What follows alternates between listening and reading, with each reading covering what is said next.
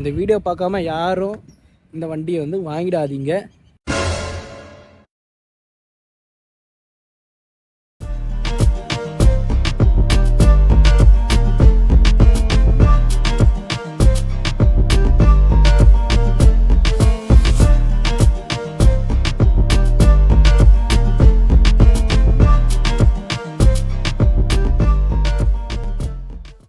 Hi hello வணக்கம், நான் தான் உங்களுக்கு Gauthaman. Welcome back to my channel. So இன்றைக்கி நான் எதுக்கு வெளியே வந்திருக்கு அப்படின்னு பார்த்தீங்கன்னா, இன்றைக்கி என்னோடய bike own review. So V-Storm bike வந்து இப்போ இருக்கிற 2025 நம்ம வாங்கலாமா வேண்டாமான்ற ஒரு கொஸ்டினுக்கு நான் இங்கே ஆன்சர் சொல்லிடுறேன். ஸோ இந்த பைக்கை பற்றி நான் வந்து ஒரு ப்ரோஸ் அண்ட் கான்ஸ் வந்து நான் இப்போ சொல்லிடுறேன். ஸோ என்னடா இது ஏன் வண்டியாக இருக்கே, இதுக்கு நான் வந்துட்டு ரொம்ப ப்ளஸ்ஸாக தான் சொல்லுவேன் அப்படின்லாம் நான் நம்பாதீங்க. ஸோ இதில் ப்ரோவும் இருக்குது, கான்ஸும் இருக்குது. ஸோ அது ரெண்டுத்தையுமே நான் வந்து இப்போயே நான் சொல்லிடுறேன். ஸோ என் சேனலுக்கு யாராவது புதுசாக வந்தீங்கன்னா லைக், ஷேர் அண்ட் கமெண்ட் பண்ணுங்கள், மறக்காமல் சப்ஸ்கிரைப் பண்ணுங்கள். ஸோ இப்போ வந்துட்டு நம்ம வீடியோக்குள்ளே போகலாம். இதுதான் வந்து Suzuki V-Storm 250 XS. So outer look பார்த்தீங்கன்னா இதில் வந்துட்டு வைசர் நான் வந்து இதுலேருந்து ரிமூவ் பண்ணிட்டேன். ஸோ வைசர் ரிமூவ் பண்ணிட்டேன். இதெல்லாம் அடிஷ்னல் ஃபிட்டிங்ஸில் தான் வரும், இந்த பம்பர் எல்லாமே. மற்றபடி பார்த்தீங்கன்னா இதுதான் அதோட அவுட்டர் லுக்கே.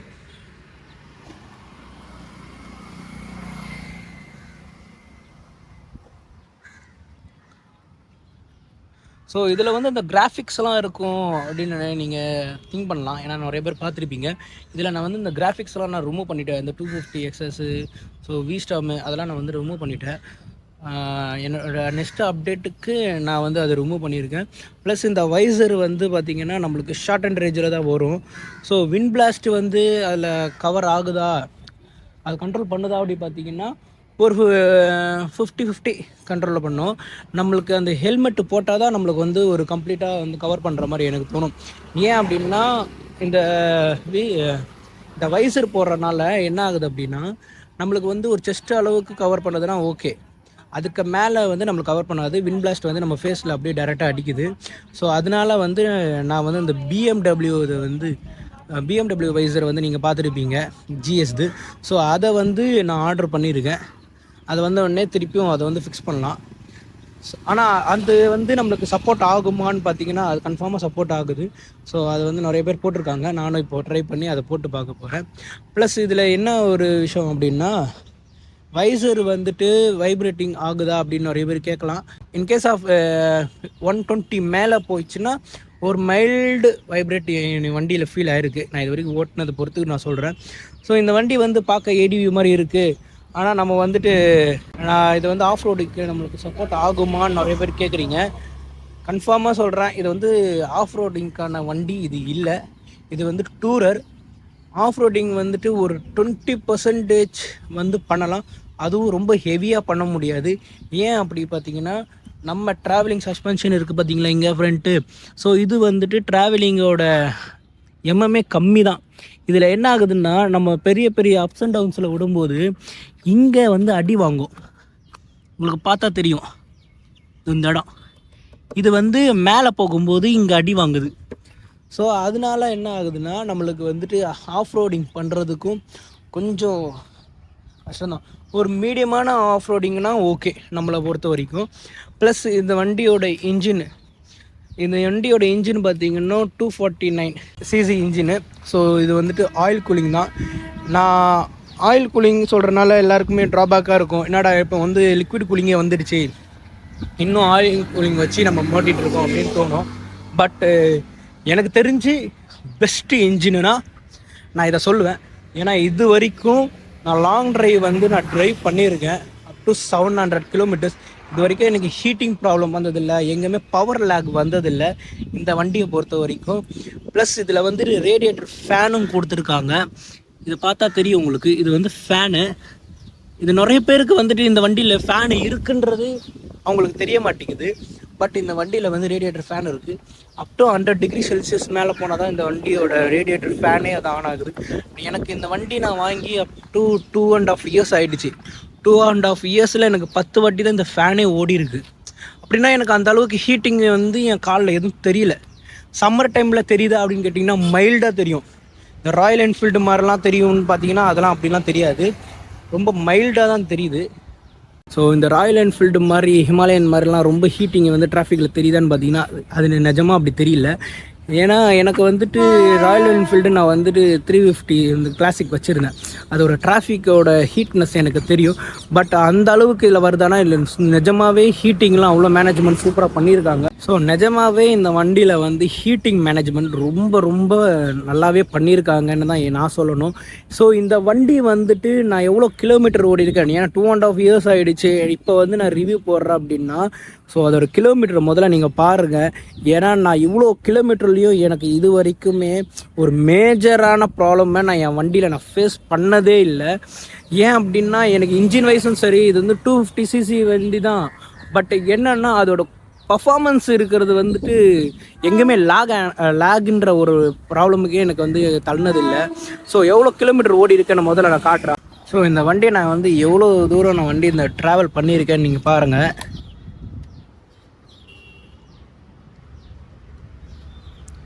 32,330 கிலோமீட்டர்ஸ் வந்து இந்த வண்டியில் நான் ட்ரிவன் பண்ணியிருக்கேன். ஸோ இது வரைக்கும் எனக்கு எந்த ப்ராப்ளமும் இஷ்யூவும் வந்ததில்லை. மற்றபடி இந்த வண்டி வந்து மைலேஜ் எப்படின்னு கேட்டிங்கன்னா பர்ஃபெக்டான மைலேஜ். எனக்கு தெரிஞ்சு 250cc வண்டிக்கு இந்த மைலேஜ் வந்து எனக்கு தெரிஞ்சு அது பெஸ்ட்டு மைலேஜ் தான் நான் சொல்லணும். எதுக்கு இந்த மைலேஜ் எனக்கு வந்து ஓகே அப்படின்னு தெரியுதுன்னா, 12 லிட்டர்ஸ் வந்து நம்மளுக்கு வந்துட்டு டேங்க் கெப்பாசிட்டி. நான் வந்து ஃபுல் டேங்க் போட்டுட்டு அப் டு 320 கிலோமீட்டர்ஸ் வந்து அந்த ஃபுல் டேங்க்கில் என்னால் அடிக்க முடியுது. ஸோ அதனால் எனக்கு வந்துட்டு ஓகேண்ணா, ஓகே இந்த மைலேஜ் எனக்கு ஓகே. பட் இருந்தாலும் இதில் வந்துட்டு இந்த 12 லிட்டர்ஸ்ன்றது ஒரு விஷயம் வந்து எனக்கு தெரிஞ்சு அது வந்து கொஞ்சம் கம்மி தான். ஏன்னா ஒரு டூரர் நம்ம வந்து 12 லிட்டர்ஸ் வந்துட்டு கம்மியாக இருக்கிறனால நம்ம அப்பப்போ நிறைய ஃபியூல் ஸ்டேஷன்ஸ் வந்துட்டு நம்ம தேட வேண்டியதாக இருக்குது. மற்றபடி பார்த்திங்கன்னா மைலேஜ் அளவில் எனக்கு எந்த காம்ப்ரமைஸும் இல்லை. இது வந்து ஒரு பக்காவான பேக்கேஜிங்காக தான் இருக்குது எனக்கு. ஸோ நான் ப்ரோஸ் மட்டும் தான் சொல்கிறேன். கான்ஸ் சொல்லணும்னா நான் சொன்ன மாதிரி தான், ஃப்ரண்ட் சஸ்பென்ஷன் வந்து எனக்கு வந்து கொஞ்சம் கான் இருக்குது. ஸோ வந்து அந்த நான் சொன்னால் பார்த்தீங்களா அந்த ஃபியூல் டேங்க் மட்டும்தான், ஃபியூல் டேங்க்கு ஒரு ஏடிவி லுக் இருக்குது, நம்மளால் ஒரு ஆஃப் ரோடிங் பண்ண முடியலேன்னு சொல்லிட்டு ஒரு சின்ன வருத்தம் ஒன்று. இதில் பார்த்தீங்கன்னா நம்மளுக்கு அந்த அப்ஸ் அண்ட் டவுன்ஸ் இருக்குல்ல, அந்த அப்ஸ் அண்ட் டவுன்ஸுமே ரொம்ப இம்பேக்ட் தெரியுதான்னா ஆமாம் கண்டிப்பாக இதில் தெரியுது. வந்துட்டு 125 மேலே போனோம் அப்படின்னா வைப்ரேட் தெரியுது. வைப்ரேட் தெரியுதான்னு சொன்னீங்கன்னா வைப்ரேட் தெரியுது. மற்றபடி நான் இதை வந்து அதிகபட்சமாக நான் டாப் ஸ்பீடு வந்துட்டு ஆள் இல்லாத இடத்துல நம்ம வந்து ட்ரை பண்ணுறோம் அப்படின்னா அப்போது 150 150 இல்லைன்னா 151க்கு எனக்கு அடிச்சிருக்கு. மற்றபடி பார்த்திங்கன்னா ஒரு ஜென்ரலாக நம்ம ட்ரைவ் பண்ணலாம் அப்படின்னு பார்த்தீங்கன்னா 120 நம்ம சாலிடாக நம்ம வந்து க்ரூஸ் பண்ணலாம். ஸோ அதனால் நம்மளுக்கு லேகிங்கோ இல்லை ஹீட்டிங் பிரச்சனைனால அந்த சில வண்டிங்கெலாம் பார்த்திங்கன்னா ஹீட்டிங் பிரச்சனைனால ரொம்ப நாள் கண்டினியூஸாக ஓட்டும் போது அந்த லேகிங் ப்ராப்ளம் வரும். ஸோ எனக்கு அந்த லேகிங் ப்ராப்ளம் எதுவுமே இங்கே வந்ததில்லை. ஸோ சர்வீஸு அப்படின்னு பார்த்தீங்கன்னா நம்ம அம்பத்தூர் எஸ்டேட்டில் இருக்கிற நம்ம ஷோரூம் ஒன்று இருக்குது. ஸோ அதை வந்து நான் கீழே டிஸ்கிரிப்ஷனில் போடுறேன். ஸோ அங்கே தான் நான் அதிகமாக சர்வீஸ் வந்து நான் விட்டுறது. ஸோ நல்லா பண்ணுறாங்க. நிறைய பேர் வந்து சுசுகி ஷோரூமில் வந்துட்டு சர்வீஸ் எப்படி இருக்குதுன்னு நிறைய கேட்கலாம். ஏன்னா நிறைய பேர் வந்து ட்ராபேக்காக தான் சொல்கிறாங்க, நல்லா இல்லை இப்படி இருக்குது அப்படின்னு.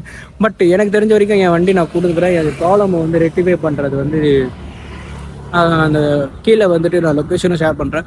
ஸோ நிறைய பேர் அங்கே போய் ட்ரை பண்ணுங்கள், நல்லா தான் பண்ணுறாங்க. ஸோ அவங்க நிறைய ஈவெண்ட்ஸும் கண்டக்ட் பண்ணுறாங்க, நிறைய ரோட் ட்ரிப்ஸும் கண்டக்ட் பண்ணுறாங்க. ஸோ இந்த வண்டி வாங்குகிற யாராக இருந்தாலும் அங்கே போய் ட்ரை பண்ணுங்கள். நிஜமாக சொல்கிறேன், அங்கே நல்ல ஒரு பெஸ்ட்டான சர்வீஸு நீங்கள் எதிர்பார்க்கலாம். டிராஃபிக்கில் வந்து கேப் அடிக்கும்போது எனக்கே ஒரு பயம் வரும். ஏன் அப்படின்னா இந்த கேப்பில் நம்மளால் அடிக்க முடியுமான்ற ஒரு கான்ஃபிடென்ட்டு வந்துட்டு அந்த இடத்துல கொஞ்சம் லூஸ் ஆகும். மற்றபடி அதனால் உண்மையிலே இது அடிக்கும், நல்லாயிருக்கும். ப்ளஸ் இது வந்துட்டு வெயிட்டு பார்த்திங்கன்னா நம்மளுக்கு கண்ட்ரோல் பண்ணுற அளவுக்கு தான் இருக்கும். ஹிமாலயன் அளவுக்குலாம் ரொம்ப ஓவர் வெயிட்டாலாம் இருக்காது. ஸோ இது வந்து ஈஸியாகவே நம்மளால் வந்துட்டு ஹேண்டில் பண்ண முடியும் இந்த வண்டியை வந்துட்டு. ஸோ ஃபுல் டேங்கில் பார்த்திங்கன்னா கொஞ்சம் கஷ்டம். ஓகே, மற்றபடி நம்ம கொஞ்சம் லைட்டாக ஸ்டேண்ட் பண்ணிட்டு நிற்க வச்சிட்டோம் அப்படின்னா ஓகே, இந்த வண்டி நம்மளுக்கு வெயிட் அவ்வளோ டிஸ்ட்ரிபியூஷன் சூப்பராக பண்ணியிருக்காங்க, நம்மளுக்கு நல்லா தெரியும். ப்ளஸ் இதில் வந்து சைட் ஸ்டாண்டு தான் கொடுத்துருப்பாங்க, சென்டர் ஸ்டாண்டு வந்து கொடுக்கல. ஹிமாலயனுக்குலாம் நிறைய பேர் வந்து கொடுக்குறாங்க. இந்த வண்டிக்கு ஏன் தரலைன்றது வந்து இதில் ஒரு காணவே நான் சொல்லுவேன். ஏன்னா என்னால் வந்து அங்கங்கே போயிட்டு இந்த செயின் எல்லாம் வந்துட்டு லூப் பண்ணுறதுக்கோ இல்லை பின்னாடி பஞ்சர் ஏதாவது ஆகுது அப்படின்னா கூட நம்மளால் அதை வந்து ஹேண்டில் பண்ண முடியல. ஆஃப்டர் மார்க்கெட்டில் போயிட்டு நீங்கள் ஒரு சைஸ் ஸ்டாண்டு வந்து யூஸ் பண்ணுறது வந்து எனக்கு தெரிஞ்ச ஒரு ப்ரிஃபர்டபுள். மற்றபடி பார்த்தீங்கன்னா இது வந்து நல்ல ஒரு வண்டி தான். ஸோ நிறைய பேர் கேட்குறீங்க இந்த வண்டி எடுக்கலாமான்னு. தாராளமாக இது எடுக்கலாம். நிறைய பேர் இதை வந்து வண்டி எடுத்திருக்காங்க. தெரியாமல் கூட இந்த வண்டியை எடுத்து அப்புறமா பிடிச்சி போய் கூட நான் வந்து நிறைய ட்ராவல் பண்ணும்போது நான் பார்த்துருக்கேன். ஸோ இந்த வண்டியோட ஓவரால் லென்த்து பார்த்திங்கன்னா ரொம்ப லென்த்தாக தான் இருக்கும். நார்மலாக ஒரு வண்டியை விட இது வந்து கொஞ்சம் லென்த் அதிகம். மற்றபடி பார்த்திங்கன்னா ஏரோடைனமிக்கும் சூப்பராக கொடுத்துருக்காங்க. இந்த நம்மளுக்கு அந்த ஹெட்லேம்ப் மட்டும்தான் ஒரு ப்ராப்ளமாக இருக்கும். ஹெட்லேம்ப் என்னடா ப்ராப்ளம் அப்படின்னு கேட்டிங்கன்னா, ஹெட்லேம்ப் வந்து நம்மளுக்கு விசிபிலிட்டி நைட் டைமில் அவ்வளோலாம் தெரியாதுங்க. ஒரு 20% 30% மட்டும் தான் நம்மளுக்கு அவ்வளோ தெரியும். அடிஷ்னலாக நம்ம வந்து ஃபாக் லேம்பு போடுறது இதில் வந்து பெட்டர் எனக்கு தெரிஞ்சு. ஏன்னா நம்மளுக்கு வந்து விசிபிலிட்டி ரொம்ப கம்மி. ஏன்னா அவ்வளோலாம் நம்மளுக்கு இது தெரியாது. மற்றபடி பார்த்தீங்கன்னா ஓவராலாக நம்மளுக்கு இந்த வண்டி கொடுக்கும்போதே நம்மளுக்கு வந்து இந்த நக்கிள் கார்டு எல்லாமே கொடுத்துருவாங்க. ஹேண்ட் ப்ரொடக்டரு ஒரு ஆஸ் அ ஓனராக என்னோடய ரிவ்யூ இவ்வளோ தான் இருக்குது. நான் இது வரைக்கும் இந்த வண்டியில் நான் ஃபேஸ் பண்ண விஷயமே இவ்வளோ தான். வேறு எதுவுமே நான் அதிகமாக ஃபேஸ் பண்ணது இல்லை. ஸோ நான் பிளாக் எடுத்துக்கிறதுனால நான் அதிகமாக வெயிலில் நிப்பாட்ட மாட்டேன். ஏன்னா ஒரு ஷேடு வந்துடும். ஸோ அந்த மாதிரி இதில் என்ன ஒரு மைனஸ் பாயிண்ட்டு நான் சொல்லட்டேன்னா, இன்ஜின் ஆண்டை வந்துட்டு இந்த ப்ரான்ஸ் கலரில் ஒன்று கொடுத்துருப்பாங்க டிசைனு. அது என்ன ஆகுது அப்படி பார்த்தோன்னா, கொஞ்ச நாள் போயிடுச்சுன்னா அது வந்து பீல் ஆஃப் ஆகுது. இதை யாராவது சுசுகி ஷோரூமில் இருந்தோ ஸோ அவங்க மேனேஜ்மெண்ட்லேருந்து இந்த ப்ராப்ளம் யாராவது பார்க்குறீங்க அப்படின்னா, நெக்ஸ்ட் டைம் அது அந்த ப்ராப்ளம் வந்து வராத மாதிரி கொஞ்சம் அதை பார்த்துக்கோங்க. எதுக்கு அப்படின்னா, அது அசிங்கமாக தெரியுது. அது பீல் ஆஃப் ஆகுது, அது உடையுது, மெட்டல் அப்படியே உள்ளே இருக்கிற அந்த மோல்டிங் அப்படியே தெரியுது. உங்களுக்கு அதை காட்டுறத உங்களுக்கு பார்த்தாலே தெரியும். இந்த இடம்லாம் வந்துட்டு பீல் ஆஃப் ஆகுது. அதே மாதிரி நான் நிறைய வண்டியில் நான் வந்து பார்த்துருக்கேன். அதெல்லாம் இந்த இடம் ஃபுல்லாகவே அவுட் ஆகிருக்கும் வித்தின் 1 இயரில். ஸோ இது வந்து ஒரு இன்ஜின் வந்து மேனுஃபேக்சர் பண்ணுறவங்களா இருந்தால் இதெல்லாம் வந்து நம்மளுக்கு தெரிஞ்சிருக்கணும் அவங்களுக்கு. பட் அது வந்து நம்மளுக்கு பீல் ஆஃப் ஆகிறதுனால இந்த வண்டிக்கு நான் திருப்பி பெயிண்ட் பண்ணுறதா இருந்தாலும் எனக்கு இந்த மாதிரி ஒரு ஃபினிஷிங் கிடைக்காது. அதுக்கு நான் என்ன பண்ணணும்னா, அந்த ஓவரால் செட்டு அசம்பிளி இருக்குது பார்த்தீங்களா, கவரு, அதை மொத்தமாக நான் வந்து மாற்றுற மாதிரி இருக்கும். நான் ஏன் அதை மாற்றணும் எனக்கு? ஸோ இதெல்லாம் தான் இந்த வண்டியில் ஒரு டிஸ்அட்வான்டேஜ் இருக்குது. ஸோ கொஞ்சம் கொஞ்சமாக இருக்குது. நீங்கள் இந்த வண்டி லான்ச் பண்ணும்போதே நீங்கள் வந்துட்டு ஏடிவி இல்லை, இது வந்து அஸ் அ டூரர் அப்படி தான் நீங்கள் சொல்லியிருக்கீங்க. அந்த விஷயத்தில் நான் வந்து பாராட்டுறேன். ஏன்னா நிறைய பேர் வந்துட்டு ஏடிவின்னு சொல்லிவிட்டு டூரர் அது ஏடிவிக்கான வண்டியே இல்லாத மாதிரி லான்ச் பண்ணுறாங்க. ஸோ அந்தளவுக்கு நீங்கள் வந்துட்டு ஒரு ஓப்பனாக சொல்லிட்டீங்கிறது அது வரைக்கும் ஓகே. மற்றபடி கொஞ்சம் அப்டேட்ஸ் கொடுங்க. ஏன்னா வந்து சுசுகி பொறுத்த வரைக்கும் இன்ஜின் நல்லா இருந்துட்டு இன்னும் பழைய மாடலே இன்னும் நிறைய மாற்றம் தேவை வண்டிக்கு. ஸோ அந்த ஒரு வண்டிக்கு மட்டும் மாற்றத்தை கொடுத்துட்டீங்கன்னா இந்த வண்டி ரொம்ப நல்லா சேல்ஸ் ஆகும் எனக்கு தெரிஞ்சு. பரவாயில்ல. பார்த்தீங்கன்னா இதுதான் என்னோடய ரிவ்யூ. என் வண்டி இதுதான் நான் வந்து ஃபேஸ் பண்ண ப்ராப்ளம்ஸு. எனக்கு இந்த விஷயத்தெல்லாம் எனக்கு வந்து கொஞ்சம் ஒரு கிடச்சிருந்தா எனக்கு ஒரு பெனிஃபிட்டாக இருக்குமேன்னு சொல்லிட்டு நான் கேட்குற ஒரு விஷயம் இந்த இன்ஜினோட மோல்ட்டிங் ஒன்று. மற்றபடி இந்த ஃப்ரண்ட் சஸ்பென்ஷனை வந்துட்டு கொஞ்சம் நீங்கள் வந்துட்டு அப்ஸ் அண்ட் டவுன்ஸு சஸ்பென்ஷன் நான் வச்சுருக்கலாம். ஸோ அது கொஞ்சம் டிஸ்அட்வான்டேஜாக இருக்குது. பின்னாடி இருக்கிற சஸ்பென்ஷன் வந்து ரொம்ப ஹார்டாக இருக்குது. ரொம்ப ஹார்டுன்னா ஹார்டு அப்படின்னு சொல்லலாம். அதால் எனக்கு என்ன ஆகுது அப்படின்னா, சின்ன சின்ன பள்ளம் கூட ரொம்ப ஸ்டிஃபாக தெரியுது. கொஞ்சம் ஒரு கம்ஃபர்டபுள் அந்த ஒரு விஷயத்த நீங்கள் கொடுத்துட்டிங்கன்னா இந்த வண்டி ரியலாகவே சூப்பர் வண்டி.